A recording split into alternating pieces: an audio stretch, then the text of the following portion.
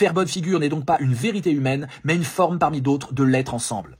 Voilà, alors c'est pas le Mitsein heideggerien, d'ailleurs Heidegger est un fils de pute nazi qu'il faut virer des programmes, les amis, ça n'empêche pas de l'étudier, mais comme un nazi et pas comme un philosophe, mais on va fermer cette parenthèse douloureuse. J'ai ouvert une pétition en ligne sur change.org pour virer Heidegger des programmes de façon officielle, c'est pas la cancel culture, on fait ce qu'on veut, mais au moins l'État français ne va pas recommander un nazi comme étant un grand philosophe, mais vous faites pas avoir, et si vos profs sont heideggeriens, essayez de voir s'ils sont pas aussi d'extrême droite, tant qu'à faire, allons détecter l'obédience politique de vos profs, c'est sympa. À Paris 4, il y en avait pas mal qui étaient d'extrême droite, c'est intéressant de le savoir. Ça veut pas dire que vos copies doivent être d'extrême droite, mais on vit des temps compliqués, un néofascisme qui monte, il est temps que ce satané Heidegger soit dans les bons rayonnages, c'est-à-dire idéologue de l'extrême droite. Gallimard, arrêtez vos conneries avec Heidegger, je sais que c'est une poule aux œufs d'or, mais arrêtez de classer Heidegger comme philosophe. Aujourd'hui on sait que c'est de l'antisémitisme d'extermination maquillé avec un jargon de l'authenticité comme disait Adorno.